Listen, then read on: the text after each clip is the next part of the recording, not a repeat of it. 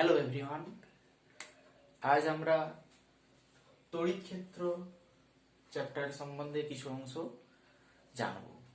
তড়িৎ ক্ষেত্রের শুরুতে যেটা রয়েছে সেটা হচ্ছে কুলম্বের সূত্র।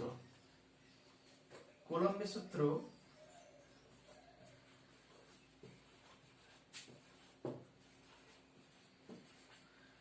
কুলম্বের সূত্রটা কি? কুলম্বের সূত্র হচ্ছে দুটি আধান যেগুলো স্থির, যাদের মধ্যবর্তী দূরত্ব আর, আধান দুটির মান Q1 এবং Q2, তাহলে এই আধানদ্বয়ের মধ্যে ক্রিয়াশীল যে আকর্ষণ বা বিকর্ষণ বল সৃষ্টি হবে, সেই আকর্ষণ বা বিকর্ষণ বল F প্রপোর্শনাল টু আধানদ্বয়ের গুণফলের সমানুপাতিক এবং দূরত্বের বর্গের ব্যস্তানুপাতিক। এখন একত্রিত করলে পাওয়া যায় এখানে F proportional to Q1 Q2 ভাজিত R স্কয়ার, অর্থাৎ F equal to some constant K dash K1 Q1 Q2 divided by R square, যেখানে K হচ্ছে K dash equal to constant.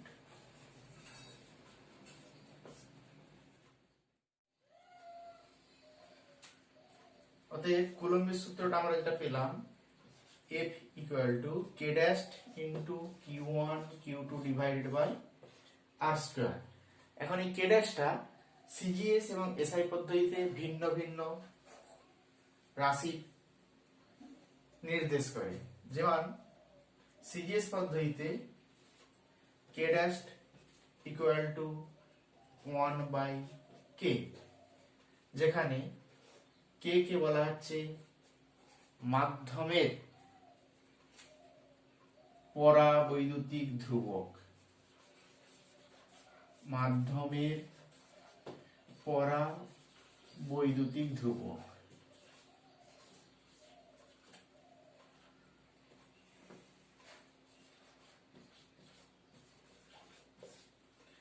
আবার এসআই পদ্ধতিতে এই K dash equal to 1 by 4 pi epsilon, যেখানে epsilon হচ্ছে মাধ্যমের তড়িৎ ভেদ্যতা।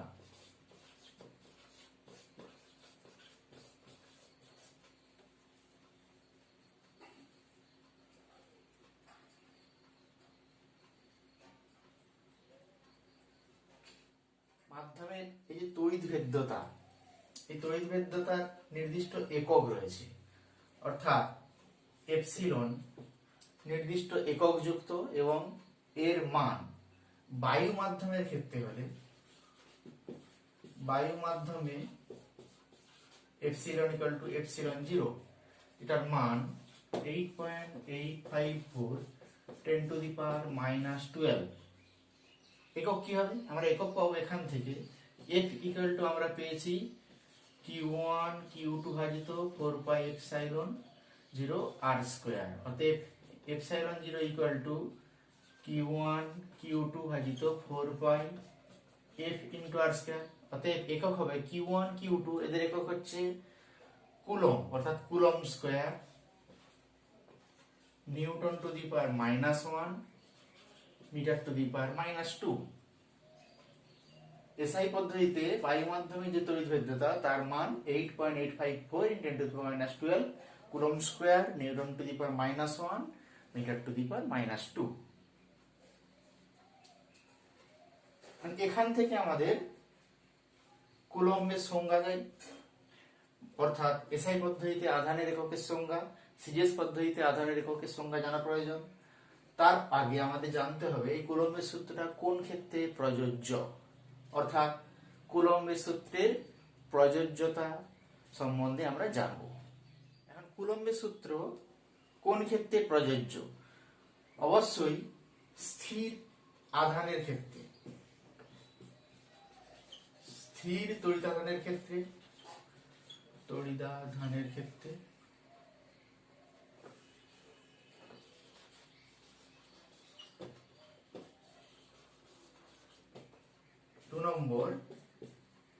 আধানদ্বয়ের আকার তাদের মধ্যবর্তী দূরত্বের চেয়ে অনেক ক্ষুদ্র হতে হবে, অর্থাৎ বিন্দু আধানের ক্ষেত্রে আধানদ্বয়ের আকার তাদের মধ্যবর্তী দূরত্বের চেয়ে ক্ষুদ্র হতে হবে।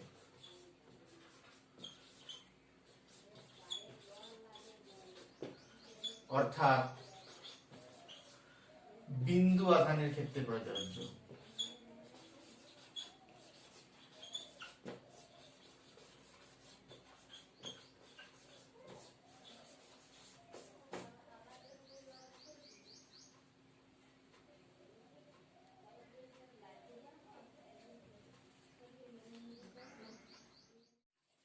এখন আমরা জানবো কুলম্ব সূত্রের ভেক্টর রূপ, অর্থাৎ দুটি আধানের মধ্যে ক্রিয়াশীল বলের যে কুলম্ব সূত্র, তাদের বলের দিক কোন দিকে হবে সেটা জানতে চাই।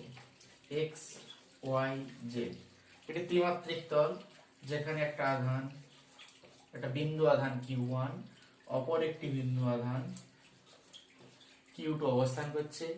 Q1 আধানের অবস্থান ভেক্টর অর্থাৎ R1, Q2 আধানের অবস্থান ভেক্টর R2। এখন Q1 আধান Q2 আধানের উপর যে পরিমাণ বল প্রয়োগ করবে, অর্থাৎ Q1 দ্বারা Q2 এর উপর ক্রিয়াশীল বল, Q2 এর উপর ক্রিয়াশীল বল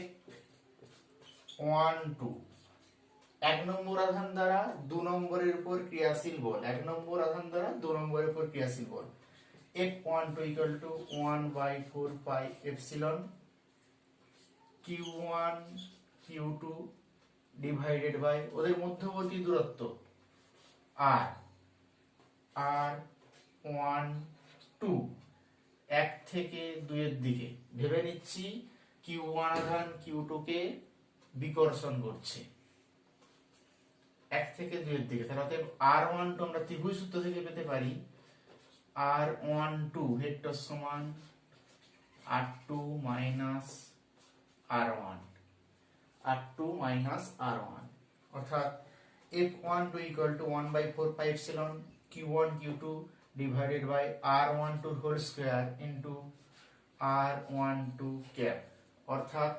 Q1 থেকে Q2 এর দিকে বল প্রযুক্ত হচ্ছে।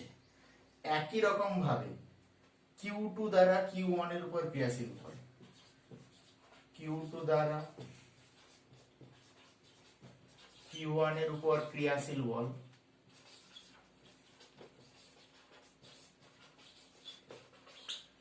F21 1/4 pi epsilon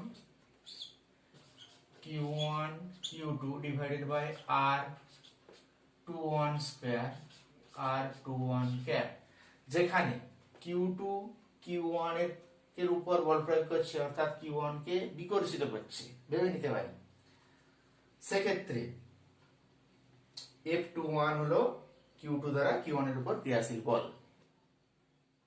আমরা পেয়েছি F12 অর্থাৎ Q1 দ্বারা Q2 এর উপর ক্রিয়াশীল বল 1/4 pi epsilon Q1 Q2 divided by R12 square R12 cap, F21 equal to 1/4 pi epsilon Q1 Q2 divided by R21 square R21 cap। চিত্র অনুযায়ী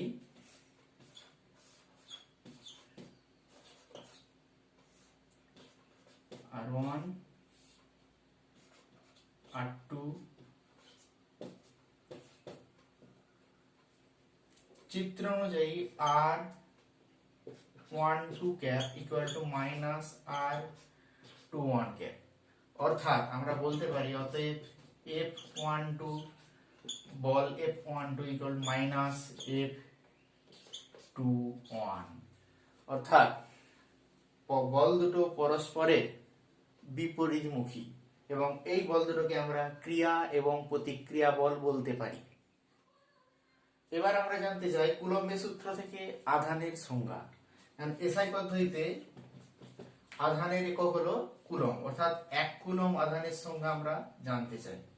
1 কুলম্ব আধানের সংজ্ঞা, 1 কুলম্ব আধানের সংজ্ঞা কি, কোথা থেকে পাবো আমরা? কুলম্বের সূত্রটা লিখে নিই একবার। F = Q1 Q2 ভাজিত 4 pi epsilon nought R square, যেখানে এটা বায়ু মাধ্যমের ক্ষেত্রে নিচ্ছি আমরা। আর বায়ু মাধ্যমের ক্ষেত্রে 1/4 পাই এপসাইলন নট এর মান হচ্ছে 9 × 10⁹, যেখানে এপসাইলন নট এর মান 8.854 × 10⁻12 প্রয়োগ করা হয়েছে। আর এর মান 1 মিটার হলে এবং Q1 = Q2 = Q হলে আমরা পাই F = 9 × 10⁹ গুণিত Q স্কয়ার। কারণ F এর মান F = 9 × 10⁹ নিউটন হলে Q স্কয়ার সমান 1। অতএব আমরা বলতে পারি Q = ±1। সুতরাং সংজ্ঞা হিসেবে আমরা বলতে পারি বায়ু মাধ্যমে পরস্পর 1 মিটার দূরত্বে অবস্থিত, বায়ু মাধ্যমে পরস্পর 1 মিটার দূরত্বে অবস্থিত দুটি বিন্দু আধানের মধ্যে, দুটি সমপ্রকৃতির বিন্দু আধানের মধ্যে ক্রিয়াশীল বিকর্ষণ বল 9 × 10⁹ হলে প্রত্যেকটি আধান হবে 1 কুলম্ব।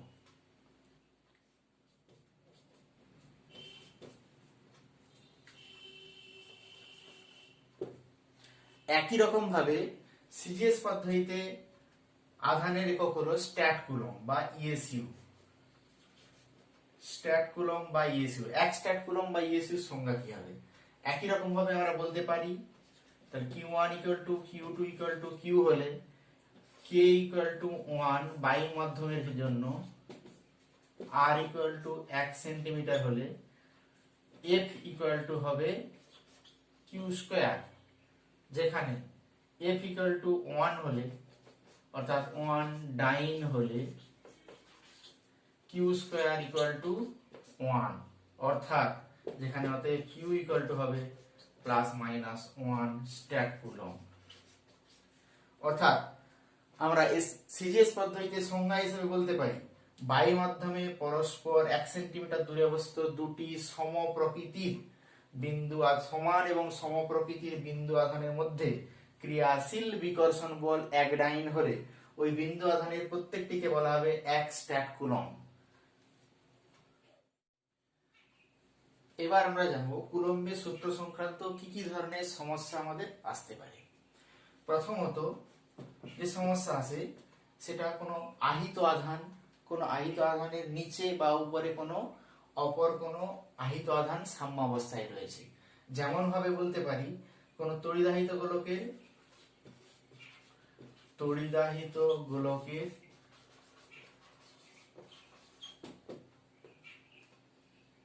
নিচে একটি পিথ বল ঝুলে রয়েছে, একটি পিথ বল ঝুলে রয়েছে। এক্ষেত্রে তড়িদাহিত গোলকটি ফিক্সড অর্থাৎ স্থির, যার নিচে পিথ বলটা ঝুলে রয়েছে কোনো সুতো বা কোনো কিছু সাহায্যে নয়। তড়িদাহিত গোলক সাথে পিথ বল যদি নির্দিষ্ট আধান যুক্ত হয় তখন আকর্ষণ বলের সাহায্যে ওই পিথ বলটি ঝুলে থাকবে। যেখানে তড়িদাহিত গোলক যদি এটা হয় এবং পিথ বল যদি এটা হয়, পিথ বলের একটি নির্দিষ্ট ভর রয়েছে, অর্থাৎ তার নিচের দিকে ওজন ক্রিয়া করছে। এবং তড়িদাহিত গোলকের আধান যদি কিউ হয় এবং পিথ গোলকের আধান যদি -কিউ হয়, তখন এই স্থির তড়িৎ আকর্ষণ বলে তড়িদাহিত গোলকটি পিথ বলটিকে উপরের দিকে টানবে এবং সাম্যাবস্থা সৃষ্টি হবে। সেক্ষেত্রে সাম্যাবস্থা সৃষ্টিকারী বলের মধ্যে স্থির তড়িৎ বল পিথ বলের ওজন, অর্থাৎ স্থির তড়িৎ বলের এক্ষেত্রে ডিসটেন্স যদি r হয়, কিউ ছোট কিউ ভাজিত কে r স্কয়ার = mg। এখান থেকে পিথ বলের আধানের মান আধানের প্রকৃতি নির্ণয় করতে হতে পারে আমাদের। 2 নম্বর ক্ষেত্রে সমপ্রকৃতির দুটো আধান ছাদের নির্দিষ্ট অংশ থেকে ঝুলে রয়েছে।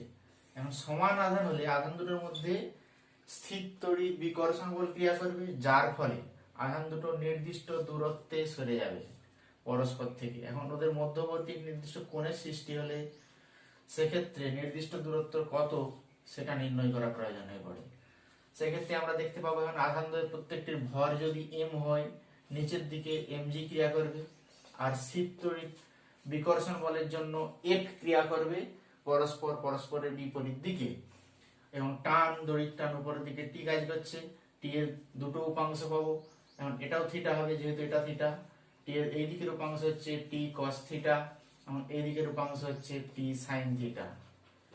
T cos থিটার উপাংশ তার ওজনকে প্রতিনিধিত্ব করবে, অর্থাৎ T cos theta equal two mg, এবং T sin থিটা উপাংশ স্থির তড়িৎ বলকে প্রতিনিধিত্ব করবে, যেখান থেকে আমরা পেতে পারি tan theta equal to F divided by mg। এখন এই F এর মান আধান দ্বয়ের গুণফল অর্থাৎ q square divided by k x square এর সঙ্গে সমান, যেখান থেকে আমরা x এর মান নিরূপণ করতে পারি।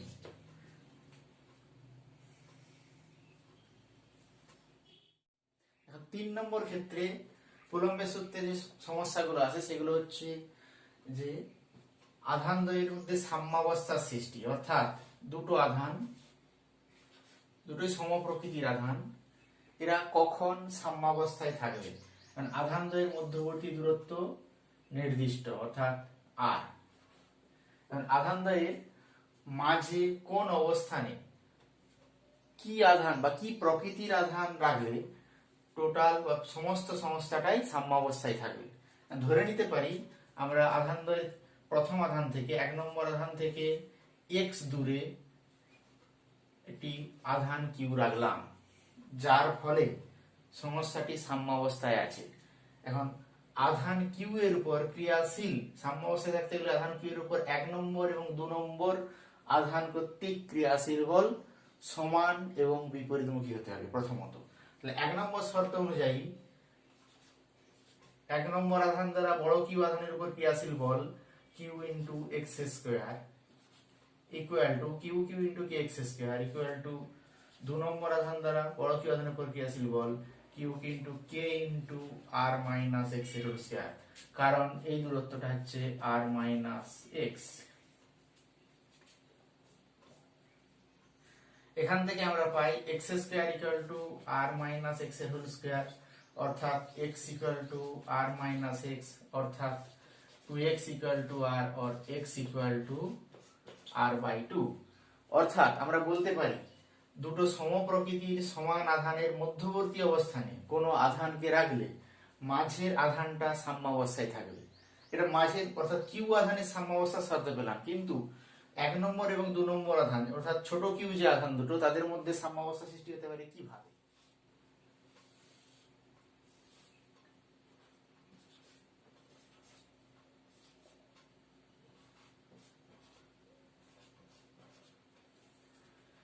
এখন ছোট কিউ এবং বড় কিউ এই দুটো আধানের মধ্যবর্তী অবস্থানে, অর্থাৎ বড় কিউ কে রাখলে বড় কিউ সাম্যাবস্থায় আছে, কিন্তু ছোট কিউ এবং বড় কিউ এরা সাম্যাবস্থায় থাকবে কিনা বা কোন শর্তে এরা সাম্যাবস্থায় থাকবে সেটা নির্ধারণ করতে হবে। এখন ধরে নিচ্ছি এই 1 নম্বর আধানের উপর দুটো আধানই বল ক্রিয়া করছে, বড় কিউ আধান এবং ছোট কিউ 2 নম্বর ছোট কিউ আধান। এই দুটো বলের লব্ধি যদি শূন্য হয়, অর্থাৎ 1 নম্বর আধানের পর ক্রিয়াশীল মোট লব্ধি বল যদি শূন্য হয়, তবে পুরো সংস্থাটাই আমরা সাম্যাবস্থায় আছে বলে ধরে নিতে পারি। কারণ 1 নম্বর আধানের উপর বড় কিউ দ্বারা ক্রিয়াশীল বল, তাহলে বড় কিউ দ্বারা ক্রিয়াশীল বল F বড় কিউ সমান বলতে পারি আমরা q বড় Q divided by k into r by 2 এর হোল স্কয়ার। একই রকম ভাবে ছোট কিউ আধান দ্বারা 1 নম্বর আধানের উপর ক্রিয়াশীল বল অর্থাৎ q square divided by k r square.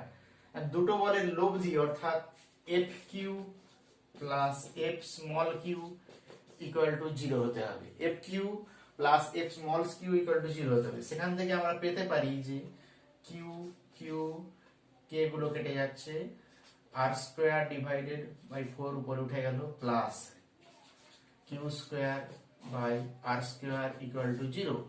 অর্থাৎ এখান থেকে পেতে পারি আমরা Q equal to minus Q by 4। অর্থাৎ মাঝের আধান, যে মাঝের আধানের মান ওই সমান আধানের 1/4 এবং প্রকৃতি বিপরীত হলে তবেই পুরো সমস্যাটা সাম্যাবস্থায় থাকবে। এই ধরনের সমস্যা আসতে পারে কুলম্বের সূত্র থেকে।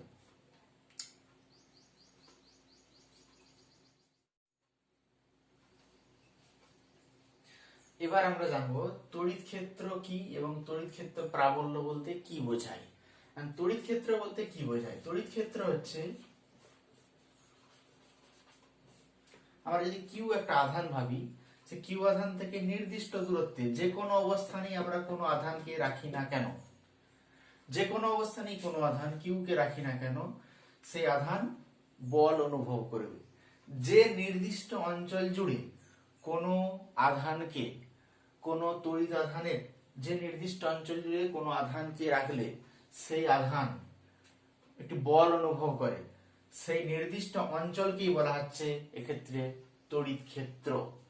নির্দিষ্ট অঞ্চলকে বলা হচ্ছে তড়িৎ ক্ষেত্র। এখন এই তড়িৎ ক্ষেত্র প্রাবল্য কি? তড়িৎ ক্ষেত্র প্রাবল্য বলতে কি বোঝাচ্ছে? তড়িৎ ক্ষেত্র প্রাবল্য হচ্ছে কোন একক ধনাত্মক আধানকে কোন তড়িৎ ক্ষেত্রের কোন বিন্দুতে রাখলে যে পরিমাণ বল অনুভব করে, অর্থাৎ কিউ এর মান এখানে 1, অর্থাৎ একক ধনাত্মক আধানকে তড়িৎ ক্ষেত্রের কোন বিন্দুতে রাখলে যে পরিমাণ বল অনুভব করে তাকে ওই তড়িৎ ক্ষেত্রের প্রাবল্য বলে। এখন কিউ আধানের উপর ক্রিয়াশীল বল কত? এখন কিউ আধানের মধ্যে দূরত্ব আর, যদি ক্রিয়াশীল বল কুলম্বের সূত্র অনুযায়ী আমরা পাই F equal to Q Q ভাজিত K R square.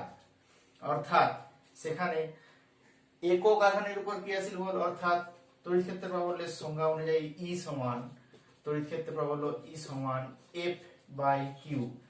F by Q করলে পাই কিউ ভাজিত কে আর স্কয়ার। এটি সিজিএস পদ্ধতিতে, এটা সিজিএস পদ্ধতিতে। এসআই পদ্ধতিতে কি হবে? এসআই পদ্ধতিতে ই সমান হবে কিউ ভাজিত 4 পাই এপসিলন আর স্কয়ার, যেখানে আর হচ্ছে যে বিন্দুতে আমরা তড়িৎ ক্ষেত্র প্রাবল্য নির্ণয় করতে চাইছি, সেই বিন্দুতে তড়িৎ ক্ষেত্র প্রাবল্য, সেই ডিসটেন্স অর্থাৎ আধান থেকে সেই দূরত্বটাই হচ্ছে এখানে আর। মানে তড়িৎ ক্ষেত্র প্রাবল্য সম্পর্কিত কিছু সমস্যা রয়েছে, এই সমস্যাগুলো আমাদের কিভাবে করব সেগুলো জানা প্রয়োজন। তড়িৎ ক্ষেত্র প্রাবল্যের একক কি হবে? মানে এসআই পদ্ধতিতে আমরা এই ই পেয়েছি, ই সমান এফ বাই কিউ। এসআই পদ্ধতিতে ই এর একক হবে, তড়িৎ ক্ষেত্র প্রাবল্যের একক হবে নিউটন পার কুলম্ব, আর সিজিএস পদ্ধতিতে হবে ডাইন পার স্ট্যাট কুলম্ব। ডাইন পার স্ট্যাট কুলম্ব। মাত্রা হিসেবে কি হবে? ই এর মাত্রা, মাত্রা হিসেবে আমরা ই পেতে পারি এফ এর মাত্রা ভাজিত কিউ এর মাত্রা। এফ এর মাত্রা এখানে M L T to the power -2, আর কিউ সমান আমরা পেয়েছি I into T, I into T. অতএব এখানে পেতে পারি আমরা M L T to the power -3 I to the power -1, যেখানে আই হচ্ছে তড়িৎ প্রবাহ মাত্রার মাত্রা।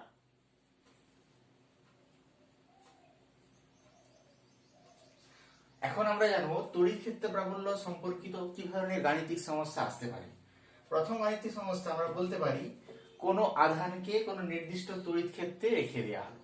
এখন তড়িৎ ক্ষেত্র যদি ঊর্ধ্বমুখী ক্রিয়া করে, তড়িৎ ক্ষেত্র একটি ভেক্টর রাশি, তড়িৎ ক্ষেত্র যদি ঊর্ধ্বমুখী ক্রিয়া করে, এখন কোনো তড়িৎ আধানকে ওই তড়িৎ ক্ষেত্রে ছেড়ে দিলে যদি সাম্যাবস্থায় থাকে, সেক্ষেত্রে তড়িৎ আধানের উপর নিচের দিকে ওজন, তড়িৎ আধানের ভর এম অর্থাৎ ওজন mg ক্রিয়া করে, এবং তড়িৎ ক্ষেত্রের জন্য যদি তড়িৎ ক্ষেত্র প্রাবল্য ই উপরের দিকে ক্রিয়া করে, তড়িৎ আধানের জন্য ক্রিয়াশীল বল হবে F equal to Q into E. F equal to Q into E. তড়িৎ আধানের মান যদি কিউ হয়, তখন কিউ ই এবং mg পরস্পর বিপরীতমুখী হবে। এটা প্রযোজ্য হবে তখনই যদি ঊর্ধ্বমুখী তড়িৎ ক্ষেত্র প্রাবল্য ক্রিয়া করে, যেখানে আধানের প্রকৃতি হবে ধনাত্মক, ঋণাত্মক আধান হলে সেটা তড়িৎ ক্ষেত্র বরাবর সরে যাবে, ধনাত্মক আধান হলে তড়িৎ ক্ষেত্র থেকে দূরে সরে যাবে। এই ধরনের সমস্যা আসতে পারে। এখান থেকে তড়িৎ ক্ষেত্র প্রাবল্য থেকে তড়িৎ ক্ষেত্র প্রাবল্যের মান নির্ণয় করতে হতে পারে, অর্থাৎ তড়িৎ ক্ষেত্র প্রাবল্যের মান E সমান mg/q। আবার দুটো আধান সাম্যাবস্থায় আছে, অর্থাৎ বলতে পারি বা দুটো আধানের মধ্যবর্তী কোন অবস্থানে তড়িৎ ক্ষেত্র প্রাবল্য শূন্য, অর্থাৎ কোথায় কোনো আধানকে রাখলে তার উপর কোনো বল ক্রিয়া করবে না, সে ধরনের ক্ষেত্রে। তো এটা একটা আধান Q1, এটা একটা আধান Q2। এখন আধানদের প্রকৃতি বলা থাকবে, দুটোই ধনাত্মক হলে আমরা বুঝতে পারবো যে আধানদের মধ্যবর্তী কোনো অবস্থানে দুটোই ধনাত্মক হলে Q1 Q2 ধনাত্মক, তাহলে তড়িৎ ক্ষেত্র প্রাবল্য শূন্য হবে, ই শূন্য হবে কোথায়? মধ্যবর্তী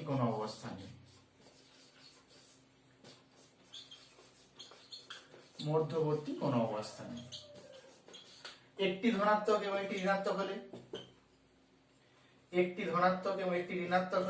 Q1 ধনাত্মক Q2 ঋণাত্মক, সেক্ষেত্রে Q1 ধনাত্মক এবং Q2 ঋণাত্মক হলে সেক্ষেত্রে কোন অবস্থানে আমরা তড়িৎ ক্ষেত্র প্রাবল্য শূন্য পাবো?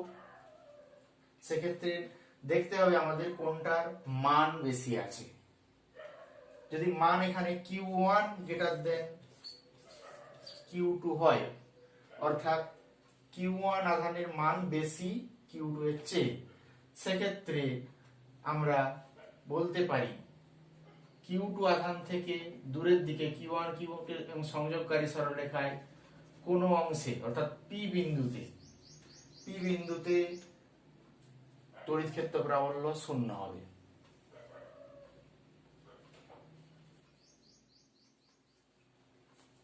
এছাড়া আরেক ধরনের সমস্যা আসতে পারে,